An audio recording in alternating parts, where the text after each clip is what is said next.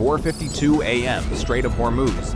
A U.S. Arleigh Burke-class destroyer cuts through the water at 18 knots. 3 missile tracks, closing fast, less than 2.5 miles. Phalanx CIWS fires. 1 intercept, 2 intercept, a third slips through. Impact, a fireball erupts above the waterline. Shockwaves tear through steel. Lights fail, systems flicker. 3 crew members lost, over a dozen injured. The ship is still moving, but barely holding together. This was no accident, no random strike. It was a calculated ambush. F-14 Tomcats, Kilo-class submarines, a false distress signal that pulled the ship into a deadly trap. And what happened next changed everything in under 30 minutes. If you want to break down moments like this, real tactics, real decisions, real consequences, make sure to subscribe to the channel and stay with us. 4:06 a.m. Strait of Hormuz. The sea is black, the sky is clear, and the destroyer sees nothing wrong. A U.S. Navy Arleigh Burke-class destroyer moves through the strait at 17 knots, cutting between tanker lanes and dark water. Radar is clean, sonar is quiet. Commercial traffic holds its pattern. Everything looks normal. That is the danger. At 4:18 a.m., Channel 16 breaks open. Mayday, Mayday, fishing vessel under attack, crew in the water. The voice is broken, panicked. Close enough to matter. The coordinates place the emergency 9.4 nautical miles ahead.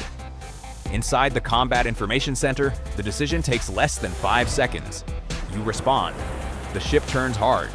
Engines increase. Speed rises to 24 knots. Rescue teams move. Medical personnel stand by. Lookouts scan the darkness for burning debris, flashing lights, bodies in the water. But there is no fishing vessel, no crew, no attack.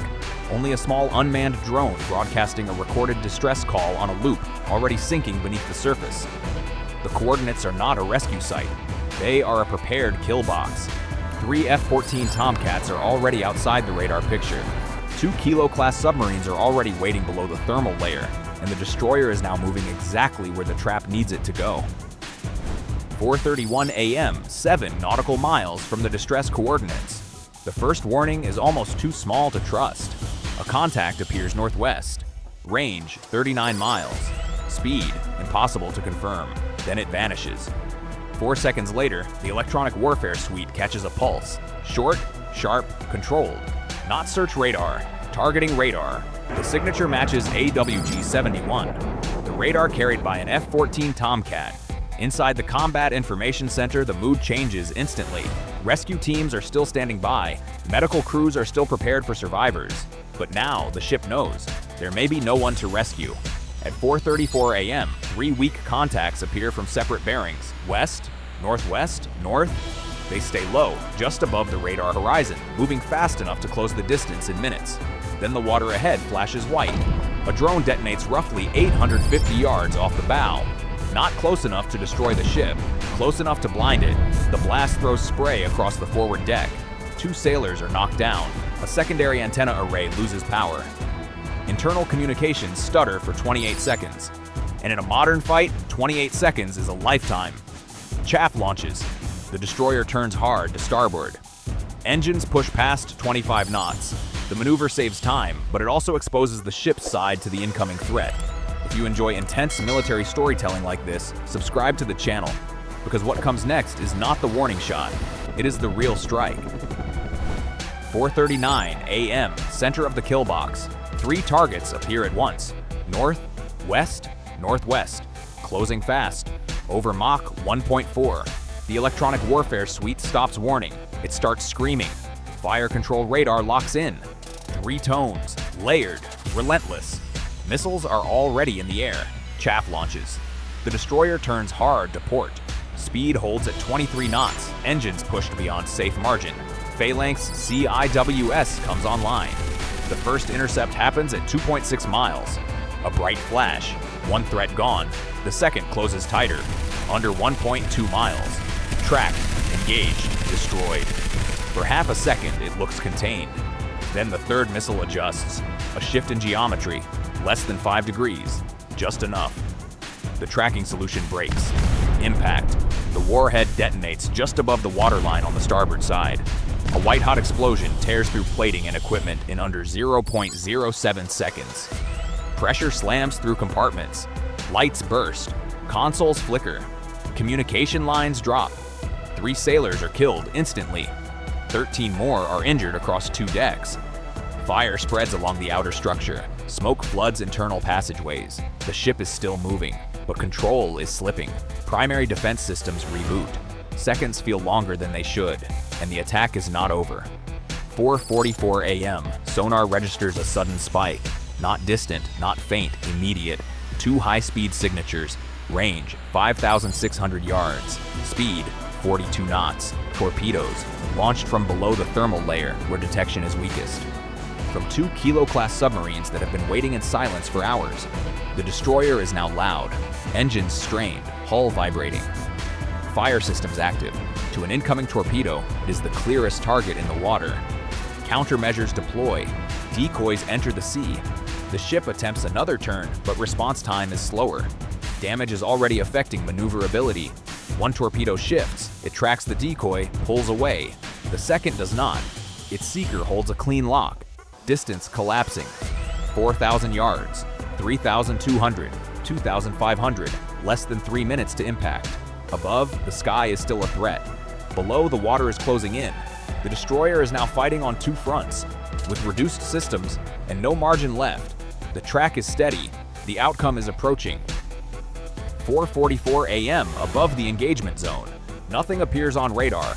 No warning. No new contacts. But they are already there. 2 F-35 Joint Strike Fighters hold altitude at over 28,000 feet, running in complete emission silence. They have been in position for more than 18 minutes. They were not sent in response. They were placed here before the first call for help was even heard. Below them, the situation is collapsing. 1 torpedo is now inside 2,000 yards. Speed constant. Lock unbroken. The destroyer cannot outrun it, cannot outturn it. Time is measured in seconds. Then, without announcement, the air changes. 2 AIM-120AM RAAMs separate from the F-35s. No radar spike, no warning tone. They cross the distance at extreme speed.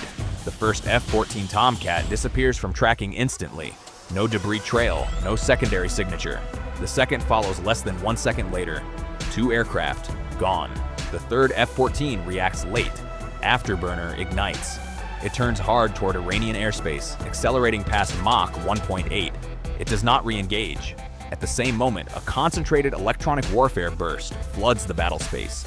Every active sensor is hit. Noise replaces clarity. Below, the incoming torpedo loses coherence. Its seeker struggles to distinguish signal from interference. It holds course for 3 more seconds. Then it drifts. The track slips just wide of the bow. Distance closes to less than 150 feet before it passes harmlessly ahead. The ship survives, barely. On deck, fire crews continue suppression. Inside, systems begin to stabilize. Above, control of the air is already decided. 4:49 a.m. The helicopter lifts from the damaged aft section. A difficult launch. Heat, smoke, limited visibility. It deploys sonar within minutes. Further out, a P-8 Poseidon tightens its search pattern, linking data from the F-35s and the destroyer. 1 Kilo-class submarine attempts to withdraw at low speed. Too late. Its acoustic profile is exposed, tracked, localized, engaged. The second submarine dives deeper, aiming for colder layers and escape routes toward open water, but it is no longer hidden. Every movement is now being followed. The ambush has failed, not because it lacked precision, but because it was already seen, already mapped, already waiting to be broken at the last possible second. 5:46 a.m. aboard the damaged destroyer. The fires are not fully out. Smoke still moves through the aft passageways. Repair teams are still sealing ruptured compartments. Medical crews are still working under red emergency lights, but the ship is no longer only surviving. It is responding. 6 Tomahawk cruise missiles rise from the forward VLS cells, one after another. Clean launches, tight spacing. The targeting file is already complete. The F-35s trace the F-14 ingress routes. The P-8 Poseidon confirmed the wider pattern. The destroyer's own sensors filled in the gaps during the fight. A coastal airbase is identified, partially buried, partially camouflaged, positioned less than 90 miles from the engagement zone. The same facility that launched the ambush. The Tomahawks drop low, sea skimming, controlled, silent on the horizon. Flight time, 38 minutes, 6:24 a.m. The first missile hits the runway intersection. The second strikes a hardened shelter. The third impacts near the fuel storage area. Then the secondary blast comes. A column of fire rises high enough to be seen from commercial aircraft routes. Fuel burns for more than 5 hours. Satellite sensors detect the heat signature before sunrise is fully complete. The base is not erased, but it is no longer operational. Within the hour, the region changes posture. American combat air patrols over the strait double. A second carrier strike group receives new tasking orders in the North Arabian Sea. Iranian fast attack craft begin moving in clusters across the lower Gulf. Coastal missile batteries shift to elevated readiness along nearly 400 kilometers of shoreline. No one publicly calls it a war, but every radar operator, every bridge crew, every tanker captain understands the difference. The strait is no longer a route, it is a pressure point. Oil markets react before diplomats finish speaking. Crude prices spike. Insurance rates for Gulf transit surge overnight. Several tanker operators begin planning routes around the Cape of Good Hope, adding almost 2 weeks to delivery schedules, all from one false distress call, one damaged destroyer, one ambush that failed, and one response that told the entire region the same thing. The account was not closed. It had only changed form. 6:41 a.m. Strait of Hormuz. The water is calm again. Too calm. The destroyer is still afloat, but the damage is visible from miles away.